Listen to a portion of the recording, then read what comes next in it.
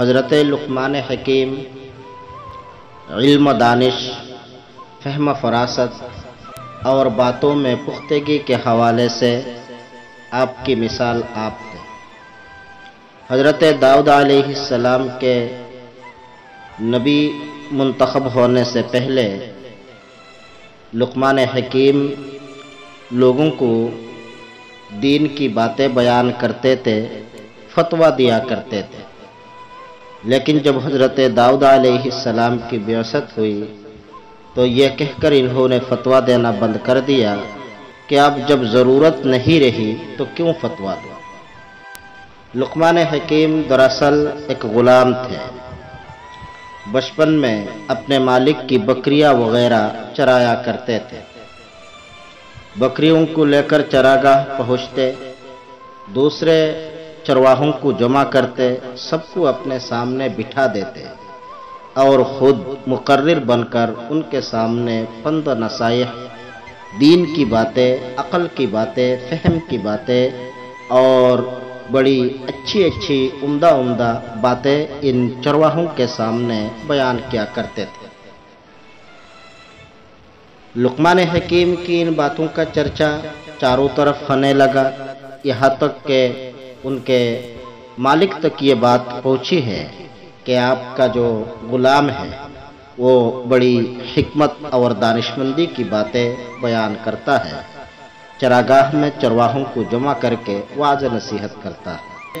چنانچہ لقمان حکیم کے مالک نے ایک دن انہیں بلایا اور کہا کہ ایک بکری ذبح کرو اور اس کے بدن سے سب سے بہترین دو عضو کاٹ کر میرے سامنے پیش کرو۔ لقمان حکیم نے ایک بکری ذبح کی اور بکری کا دل اور زبان اپنے مالک کے سامنے پیش کیا۔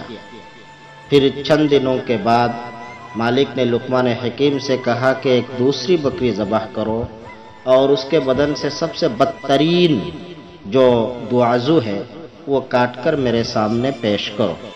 لقمان حکیم نے اس بار بھی بکری ذبح کی اور بکری کا دل اور اس کی زبان کاٹ کر اپنے مالک کے سامنے پیش کیا۔ مالک یہ دیکھ کر حیران رہ گیا کہ میں نے اس سے کہا بہترین دو عضو پیش کرو، اس وقت اس نے زبان اور دل پیش کیا، اور اب جب کہ میں نے اس سے کہا بدترین دو عضو پیش کرو تو اس بار بھی انہوں نے دل اور زبان پیش کیا۔ لوگ تو کہتے ہیں کہ یہ بڑا دانشمند ہے، عقل مند ہے، لیکن مجھے تو لگتا ہے یہ بڑا بیوقوف لڑکا ہے۔ چنانچہ انہوں نے لقمان حکیم سے پوچھا کہ تم نے ایسا کیوں کیا ہے؟ جب تم سے کہا بہترین عضو پیش کرو تم نے دل اور زبان پیش کی، اور اب جب کہ میں نے تم سے کہا بدترین عضو پیش کرو تب تم نے دل اور زبان پیش کیا، ایسے کیوں کیا ہے؟ تو حضرت لقمان حکیم نے کہا کہ یہی دو چیز اگر اچھی ہے تو بہت اچھی، اگر بری ہے تو بہت بری۔ انسان کا دل اور زبان اگر اچھا ہے تو اس سے بہتر کوئی آدمی نہیں ہو سکتا ہے، دنیا کے اعتبار سے بھی، آخرات کے اعتبار سے بھی۔ زبان پر اگر مٹھاس ہے، باتوں میں اگر نرمی ہے تو ساری دنیا دوست بن جائے گی، لیکن زبان پر اگر کڑواہٹ ہے، زبان پر اگر تلخی ہے تو دوست بھی دشمن بنتے جائیں گے۔ ٹھیک ایسے ہی دل اگر صاف ستھرا ہو، دل میں اگر نیک خواہشات ہو، دل میں اگر پیار ہو، دل میں اگر محبت ہو، الفت ہو، دل میں شفقت ہو تو یہ ساری دنیا تمہاری دوست بن جائے گی، لیکن دل میں اگر حسد، کینہ، عداوت، نفرت یہ چیزیں ہو تو جو دوست ہے وہ بھی دشمن بنتے جائیں گے۔ اور اخروی اعتبار سے بھی اگر زبان پر تسبیح ہے، اللہ کا ذکر ہے، کلمہ ہے، اللہ کی حمد ثنا ہے، استغفار ہے، قرآن کی تلاوت ہے، تو ایسی صورت میں یہ زبان انسان کو جنت کی طرف لے جائے گی۔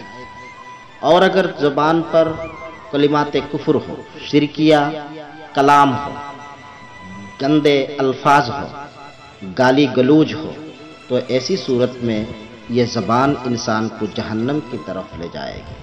ٹھیک ایسے ہی دل میں اگر ایمان ہے، اسلام ہے، نبی پاک علیہ السلام سے عشق ہے، محبت ہے، اللہ کی باتوں پر، نبی کی باتوں پر ایمان ہے، یقین ہے، تو ایسی صورت میں یہ شخص جنت میں جائے گا۔ اور اگر دل میں نفاق ہے، کفر ہے، شرک ہے اور حسد و کینہ بھرا ہوا ہے تو ایسی صورت میں یہ دل اس آدمی کو جہنم میں لے جائے گا۔ اللہ تبارک و تعالی ہم سب کو اپنی زبان کی حفاظت کرنے کی توفیق عطا فرمائے اور دل کو صاف شفاف رکھنے کی توفیق عطا فرمائے، آمین یا رب العالمین۔